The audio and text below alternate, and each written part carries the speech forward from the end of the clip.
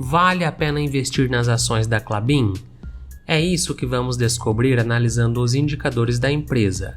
Veremos o ativo Unity da Klabin, o KLBN11. A empresa tem dívidas? É uma empresa geradora de renda? Ela paga bons dividendos? Qual é o preço teto? Ao final deste vídeo saberemos todas as respostas. Eu sou Fabrício, sejam bem-vindos ao Invista na Bolsa. A Klabin é a maior produtora e exportadora de papéis para embalagens do Brasil, além de atuar no segmento de celulose, com destaque para celulose de fibra curta, longa e fluffy. Fundada em 1899, a empresa é referência em soluções sustentáveis, com operações integradas que incluem o manejo de florestas plantadas e a fabricação de produtos de base renovável. E sem enrolação, vamos iniciar nossa análise. A cotação atual na data da gravação deste vídeo é de R$ 22,61. A média de pagamento em dividendos nos últimos 5 anos foram de 92 por ação. No ano de 2024, a Klabin pagou R$ 1,37 por ativo. Como a gente pode ver aqui, desde 2021 vem numa tendência crescente. Quando a gente olha pelo dividend yield, nos últimos 3 anos, a média foi de 6,60% e atualmente está em 6,07%. Ou seja, está dentro do que os investidores costumam buscar quando vão para a renda variável, que são o pagamento de dividendos acima de 6%. E aqui, com base no histórico, o radar de dividendos inteligentes, ele projeta quais os possíveis meses de pagamento de proventos no futuro. Então, a Klabin ela costuma pagar dividendos em fevereiro, maio, agosto ou novembro, em um desses meses ou mais de uma vez aí no caso por ano. E veremos agora o valuation da empresa, Temos aqui o lucro por ação da empresa, que representa a divisão do lucro líquido pelo número total de ações. E aqui no caso nós temos o lucro por ação de R$ 1,67. Eu considero ideal quando é superior a 1, mas que os demais indicadores também estejam performando bem. Então no caso aqui é um bom resultado para este indicador. Veremos agora o preço sobre lucro.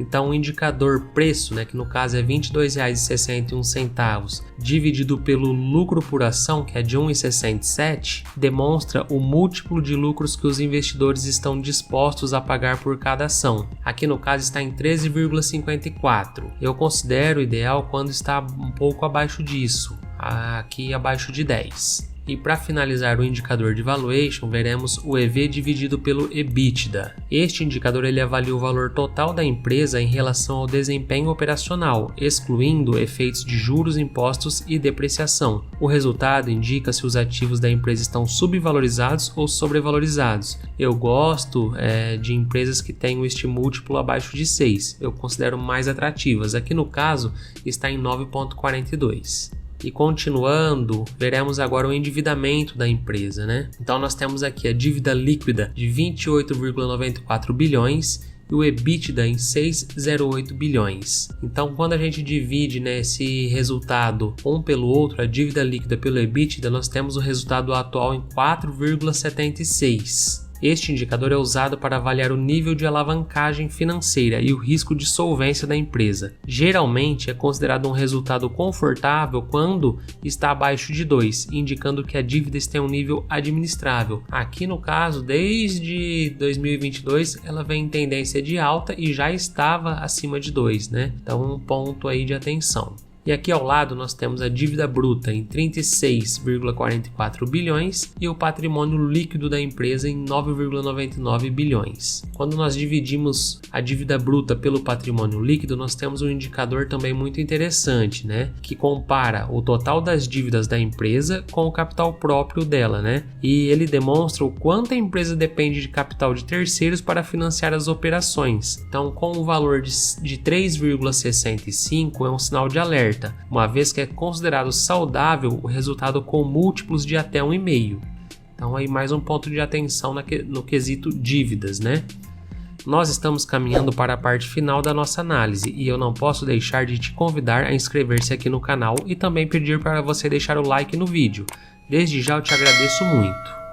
Veremos agora a rentabilidade da empresa, Essa é uma empresa geradora de renda. O lucro líquido da empresa é de 1,87 bilhões e o patrimônio líquido, como a gente viu, é de 9,99 bilhões.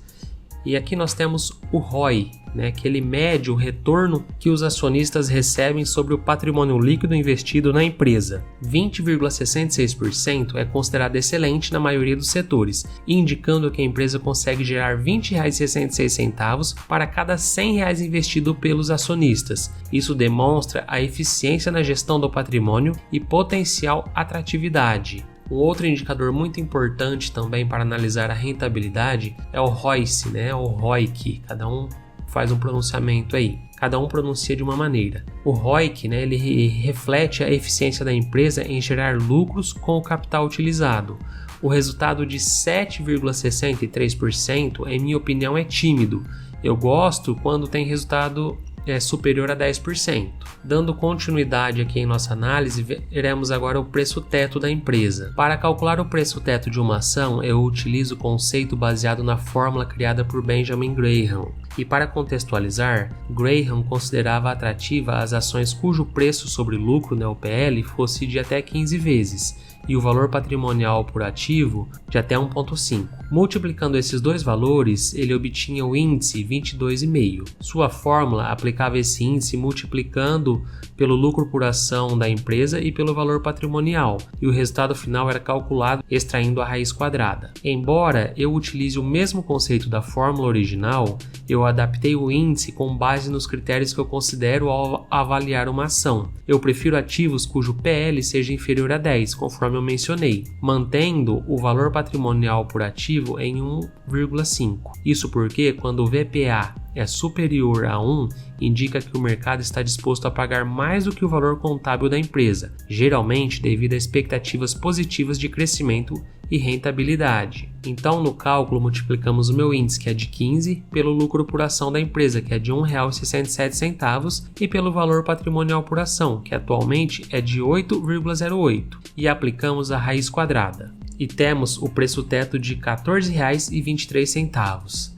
Então, como vimos, o preço atual está em R$ 22,61. Portanto, perante este cálculo, o valor intrínseco do ativo está 37% inferior ao valor atual, o que não o torna atrativo perante esta métrica. Veremos agora um resumo da nossa análise, né?